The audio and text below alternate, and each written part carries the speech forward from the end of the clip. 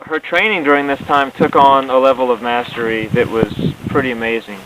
Right up until just a few weeks before she passed away, her body got smaller and thinner, and her endurance became less and less and less. And we witnessed as she became less able to rely on her body, which was small anyway. She was a small woman. I don't know what, like maybe 5'5" or something, 5'6", maybe, probably not even that much. I don't know really, but she was a smaller woman.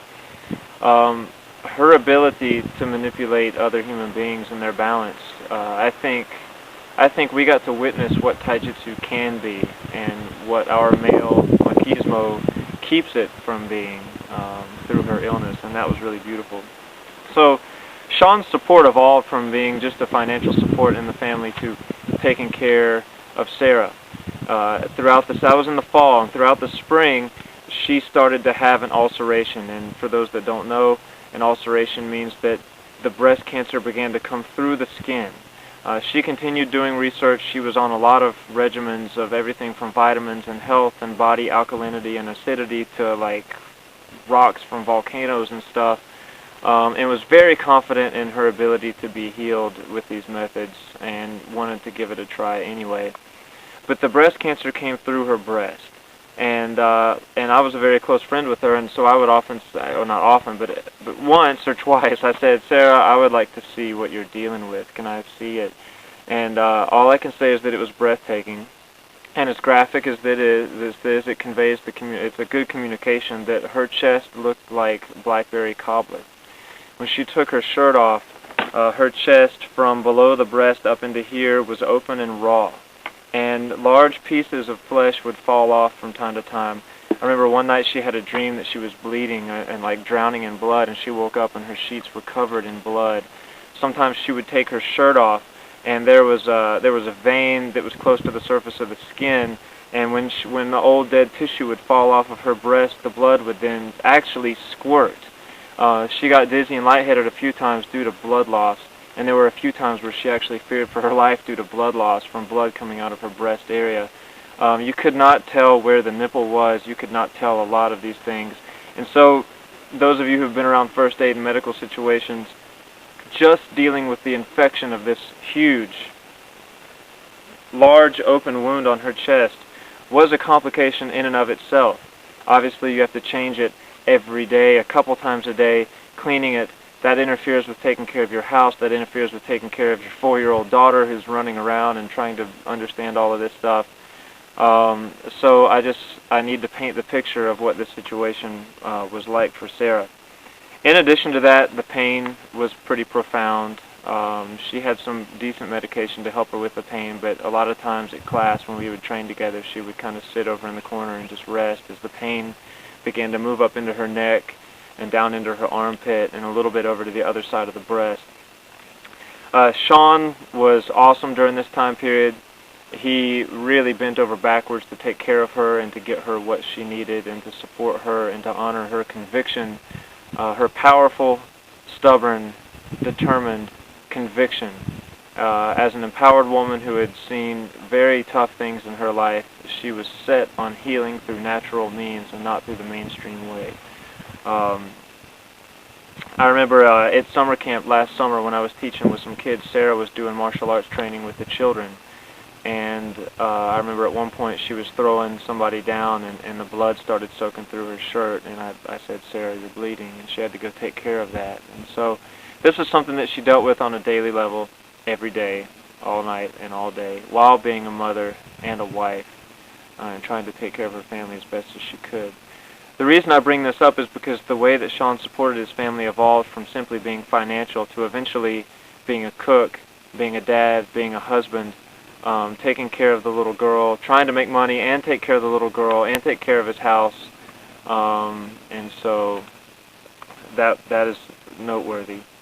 We all went camping at the end of the summer down at Lake James, and I remember I started to notice that Sarah's endurance changed a lot. She couldn't walk very far at that point, and she would get very tired. And so we would just laugh and joke around with her about now's our time to,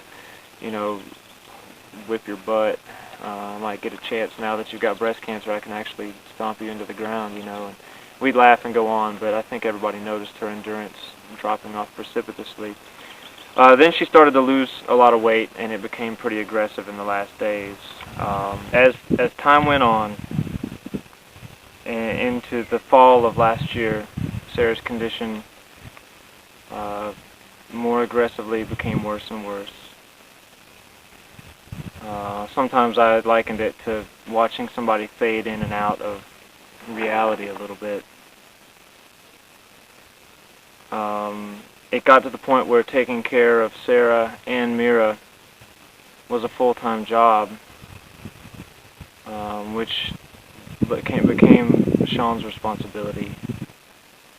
Their financial situation was aggravated by Sean's being laid off. Up here in the mountains, the construction industry has been hit really hard by the economic downturn that occurred last fall, and Sean was not able to find work.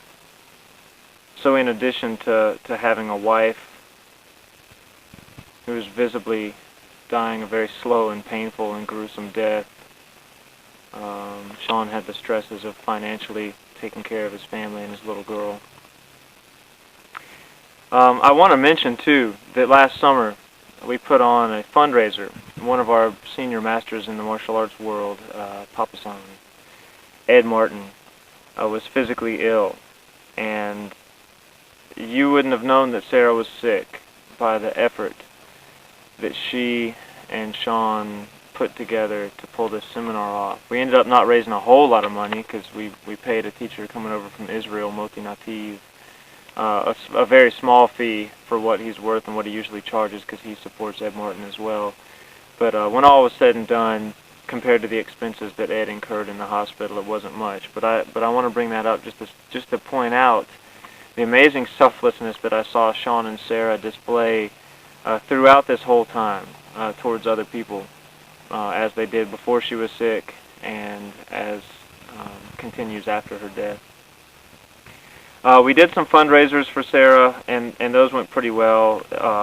There were some amazing people in Asheville that supported us. The North Carolina School of Holistic Herbalism, now the Appalachian School,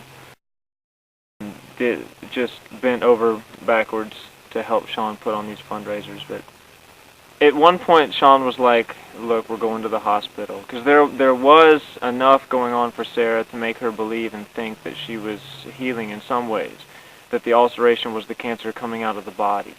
And so she still, at this point, had the utmost faith that she would be healed.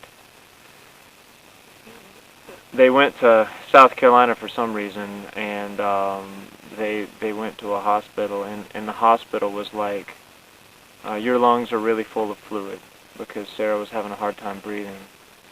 And they were like, we're going to drain your lungs out, which of course involves sticking a hole in through your side here and draining the lung.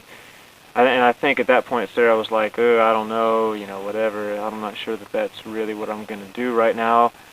Sean was like, you need to think about getting this done. It's time to do something here. And so they went out to eat.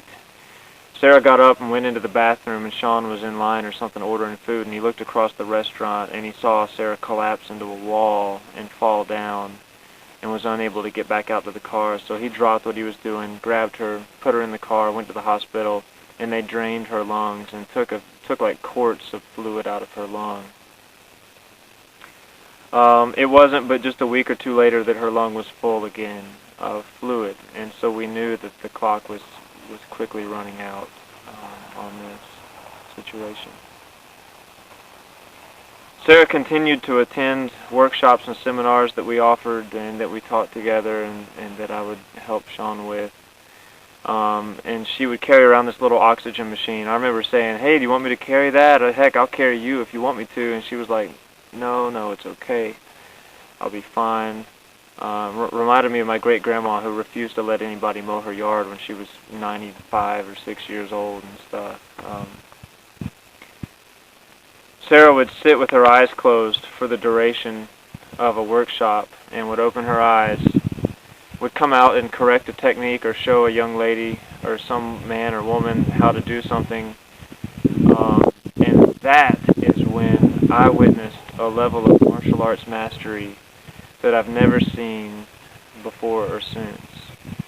Sarah's body at this point was probably down in the 80-pound range.